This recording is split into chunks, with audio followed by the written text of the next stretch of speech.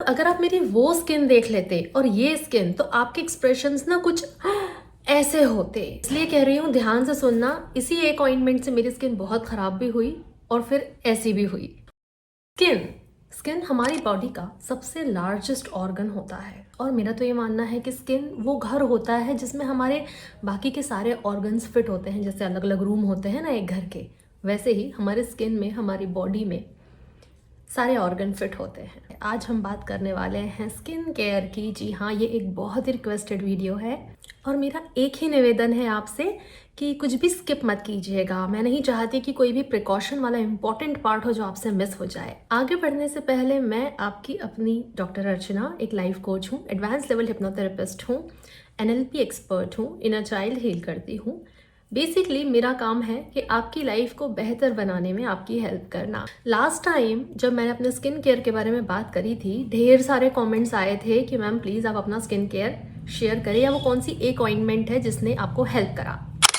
तो ये वो ऑइंटमेंट है जिसने मुझे बेहतर से बेहतरीन रिजल्ट दिए हैं, लेकिन इसकी कहानी बहुत ही रोलर कोस्टर वाली है कि इसका मेरी लाइफ में तब आना हुआ जब मैं एडल्ट एक्ने से डील कर रही थी। डर्मैट्स के पास होकर आ चुकी थी। टेम्पररी फ़ायदा होता था और फिर से एक्ने आ जाते थे।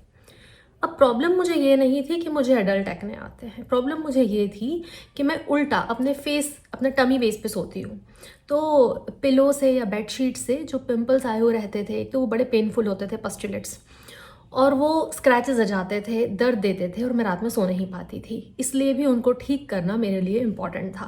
फिर जब वो टेम्पररी रिलीफ रहा और वापस एक्ने आते ही रहे, खुद की रिसर्च स्टार्ट करी कि यार क्या करूं कि ये ठीक हो जाए, तब ये ट्रेटेनोइन पिक्चर में आया। लेकिन होल्ड ऑन, नाम पता चलते ही चले मत जाना, क्योंकि एज आई सेड इसकी स्टोरी बहुत रोलर कोस्टर वाली है मेरी लाइफ में।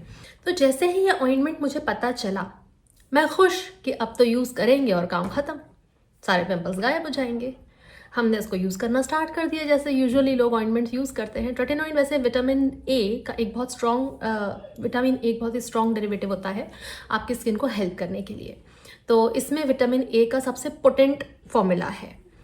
अब मैंने इसको यूज़ करना स्टार्ट करा और मेरी स्किन पहले जैसी थी उससे भी कई गुना ज़्यादा ख़राब हो गई। बैंड बज गई मेरी स्किन की और हालात ख़राब।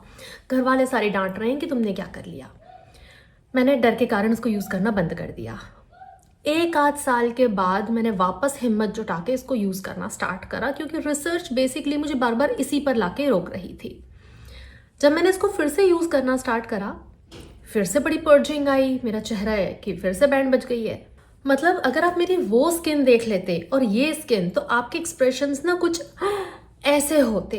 मेरे पास बिफोर और आफ्टर की पिक्चर्स नहीं है, क्योंकि मैंने कभी सोचा ही नहीं था लाइफ में कि मैं स्किन केयर पर वीडियो बनाऊंगी। इसलिए कह रही हूँ, ध्यान से सुनना। इसी एक ऑइंटमेंट से मेरी स्किन बहुत खराब भी हुई और फिर ऐसी भी हुई। ऑइंटमेंट का नाम है ट्रेटेनोइन। अच्छा, जब आप इस तरह का कोई भी एक्टिव अपनी स्किन पे यूज़ करना स्टार्ट करते हो, आप प्लीज़ सभी तरह के एक्सपेरिमेंट्स, नए नए प्रोडक्ट्स यूज़ करना, इन सब से आप दूर रहेंगे।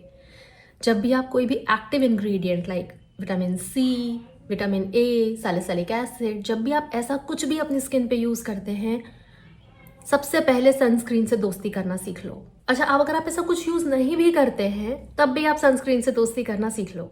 अगर आप इस प्रोडक्ट के लिए जाते भी हो, पहले अपने डर्मेट से बात करना। अपने डर्मेट से बात करने के बाद वो जो रिकमेंडेशंस आपको देते हैं, उसके हिसाब से आप आगे बढ़ना। वैसे इस ट्रेटेनोइन को कौन कौन यूज़ नहीं कर सकता है? अच्छा, इसकी प्राइस एक बार चेक करते हैं, क्योंकि मैंने आपको 200-250 रुपये कुछ बताया था। इसका अगर अपन ऑनलाइन प्राइस चेक करें, 0.025% का प्राइस निकल के आ रहा है 174 रुपीज़। जी हाँ, तो बहुत ही सस्ता सा ऑप्शन है, बट वेरी केयरफुली यूज़ करने वाला मामला है। सबसे पहले तो उसको कौन यूज़ नहीं कर सकता? अगर आप प्रेग्नेंट हैं, अगर आप बेबी प्लान कर रहे हैं, अगर आप न्यू मदर हैं और बेबी फीड कर रहे हैं, तो इन सारे ही केसेस में भूल जाओ, बिल्कुल भूल जाओ कि आपको रेटिनॉल मतलब विटामिन ए के इतना स्ट्रॉन्ग डेरिवेटिव ले जाना है। अगर आप अर्ली 30s में भी हो, तो भी मुझे लगता है अभी कोई ज़रूरत नहीं है आपको इसको यूज़ करने की। तो सबसे पहले तो जब भी आप इस तरह का कोई भी ऑइंटमेंट यूज़ करोगे, आपकी स्किन में खतरनाक वाली पर्जिंग होने वाली है। पर्जिंग क्या होती है? जितनी भी डेड स्किन है वो निकलेगी, फ्लेकी हो होकर निकलेगी, स्किन बहुत ड्राई होगी, डिहाइड्रेटेड हो जाएगी, और जो क्लॉग्ड पोर्स थे आपके, जहाँ पर कुछ ब्लैक हेड वाइट हेड कुछ भी अगर स्टक है, वो सब कुछ बाहर निकलेगा। तो सबसे पहले आपकी स्किन खराब होगी इंस्टेड ऑफ अच्छी हो। कभी कभी हल्की सी रेड भी आपको रैशेस वाली लग सकती है। और ये पर्जिंग का पूरा मामला सेटल होते होते कम से कम 3 महीने लग सकते हैं।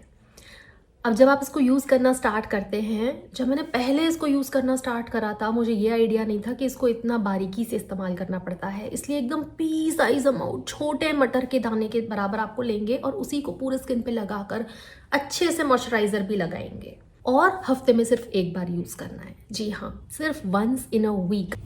वैसे ये तो 0.05% है, लेकिन मैंने जब स्टार्ट करा था तो 0.025% से करा था। वो इससे और भी माइल्ड वर्जन है।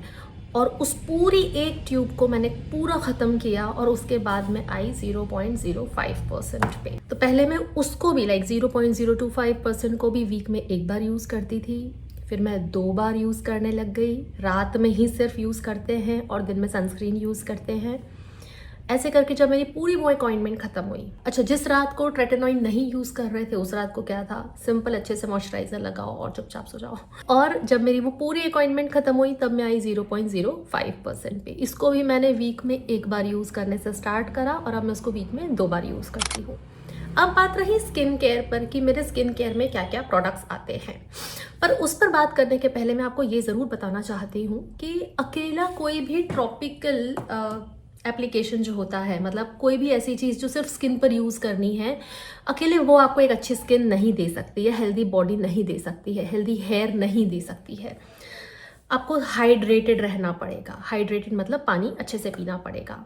आपने वो फल देखे हैं जो एकदम सूख से जाते हैं, जब पानी की कमी होती है, उनमें पुराने हो जाते हैं, सूख जाते हैं, रिंकल, ड्राई कैसे दिखते हैं, उनकी स्किन कैसे दिखती है। सेम यही हमारी स्किन के साथ होता है। इसलिए अगर आप पानी ज़्यादा पिएंगे तो आपकी स्किन वैसे भी ज़्यादा glowy, clean, plum, shiny, healthy नज़र आएगी। हमारी बॉडी 70% ऑफ वाटर से बनी है और 70% वाटर हमारे ब्रेन को भी चाहिए रहता है। तो स्टे हाइड्रेटेड जब कहा जाता है, वो अकेले स्किन के लिए नहीं कहा जाता।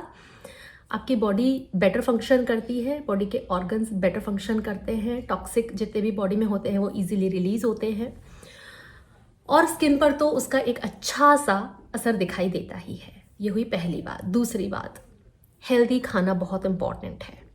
आप जंक फूड, प्रोसेस फूड, डब्बा बंद चीज़ें खा रहे हो, वो आपके स्किन पर उसके इफेक्ट दिखाई देंगे। इसलिए आप कोशिश करें कोई एक फ्रूट अपनी डेली लाइफ में ज़रूर इंक्लूड करें। थोड़े से नट्स या सैलड अगर आप खा सकते हैं तो कुछ ना कुछ रॉ ज़रूर आप यूज़ करें। अच्छा, मैंने एक चीज़ और नोटिस करी थी, मतलब एडल्ट एक्ने की जर्नी में, जब मैं शुगर का इंटेक मेरा बढ़ जाता था या डेयरी प्रोडक्ट मेरे बढ़ जाते थे, तब मुझे ज़्यादा पिंपल आते थे। और जब मैंने डेयरी प्रोडक्ट कम करे, जब मैंने शुगर का इंटेक कम करा, तो मेरे पिंपल्स वैसे भी थोड़े से सेटल होने लग गए थे। आप भी ये ट्राई करके देख सकते हैं कि क्या आपके साथ भी ऐसा हो रहा है कि डेयरी प्रोडक्ट या शुगर इंटेक बढ़ने पर, ज़्यादा मीठा खाते हैं तो आपकी स्किन एडवर्स इफेक्ट दिखा रही है उसके। आप ज़रूर इस चीज़ को एक बार चेक करें। अभी तक हमने बात करी एक ऑइंटमेंट की, उसके प्रिकॉशंस की, कौन यूज़ कर सकता है, कौन यूज़ नहीं कर सकता है, सनस्क्रीन से दोस्ती करने की, पानी ज़्यादा पीना है, खाने में हेल्दी खाना है, बाहर का खाना कम करो, ज़्यादा स्पाइसी, ऑयली, फ्राइड कम करो। बेसिकली घर का बना हुआ फ्रेश फूड आप इनटेक करें, घर का बना हुआ खाना। अच्छा, मैं आपको बताऊं कि मेरे स्किन केयर में मैं क्या क्या प्रोडक्ट्स यूज़ करती हूँ, उसके पहले तीसरी चीज़, आप चाहे कितना भी अच्छा स्किन केयर यूज़ कर लें, आप कितना भी अच्छा खा लें, लेकिन अगर आप सोते समय पे नहीं हैं, को ब्यूटी स्लीप कहा जाता है, अगर आप पूरी नींद नहीं लेते हैं तो आपके चेहरे पर उसका असर दिखाई देगा। आपकी आंखों में वो चमक नहीं होगी, आपका ब्रेन उतना कॉन्फिडेंटली काम नहीं करेगा, आपको कन्फ्यूजन्स होंगे, ब्रेन फॉग होगा। हाँ, मतलब जब मैं नींद पूरी करने की बात करती हूँ कि कम से कम 6-7 घंटे की नींद तो कम से कम लो, तो इसका मतलब ये नहीं है कि आप इधर 3 बजे रात में सोकर और इधर 10 बजे उठ रहे हैं। वो मतलब नहीं है मेरा मतलब ये है कि आप रात में 11, साढ़े 11, 12 बजे तक हार्डली सो ही जाएं हर हालत में, फिर सुबह आप 6-7 बजे उठें। तो नींद ज़रूर पूरी लें, आखिरी के 2 पॉइंट्स शायद आपको कोई नहीं बताएगा। तो जब आप ये होलिस्टिक अप्रोच यूज़ करेंगे कि आप खा भी अच्छे से रहे हैं, पानी अच्छे से पी रहे हैं, नींद अच्छे से कर रहे हैं, आपने एक कोई छोटा सा ट्रीटमेंट वे में कोई स्किन ऑइंटमेंट यूज़ कर लिया है ताकि आपकी स्किन अच्छी रहे, इन सब के बाद भी अगर आपको अंडर कॉन्फिडेंट फील होता है, चाहे कितना भी अच्छा दिख लो, लेकिन अगर कॉन्फिडेंस की कमी है तो बात नहीं बनेगी। और कॉन्फिडेंस आता है राइट नॉलेज से, राइट एजुकेशन से, कि आप अपनी किसी ना किसी स्किल में खुद को एजुकेट करें, खुद को सिखाएं, कुछ ना कुछ सीखते रहें। क्योंकि जब बात एंटी एजिंग की रहती है कि जब हम छोटे रहते हैं, कुछ ना कुछ सीख रहे होते हैं, तो हमारे अंदर वो इंथुजियाज्म, वो यूथफुलनेस बनी होती है। लेकिन जैसे ही हम उम्र के उस पड़ाव पे आते हैं और हम कुछ भी सीखना बंद कर देते हैं, तो हमारी बॉडी, हमारी स्किन उसका असर दिखाती है। तो एंटी एजिंग का जो सबसे अच्छा फंडा मुझे लगता है, वर्कआउट करें। मतलब बॉडी को, जैसे बचपन में बॉडी किसी न किसी स्पोर्ट्स में थी, अभी भी बॉडी को किसी न किसी स्पोर्ट्स में और फिजिकल मूवमेंट्स में लगाएं। नंबर 2, कुछ नया सीखते रहें, अपनी स्किल्स को डेवलप करें, खुद को एजुकेट करें। लास्ट पॉइंट आपको कोई नहीं बताने वाला है, वो मैं बाद में बताती हूँ। उसके पहले मैं आपको ये बता देती हूँ कि मेरे स्किन केयर में कौन से प्रोडक्ट्स होते हैं। मेरे सुबह के स्किन केयर में 3 प्रोडक्ट होते हैं। नंबर 1 फेस क्लेंजर, जिम से आने के बाद अच्छे से मुंह धोना। Number 2 moisturiser. Number 3 sunscreen. That's it. सुबह के स्किन केयर में 3 product, cleanser, moisturiser and sunscreen.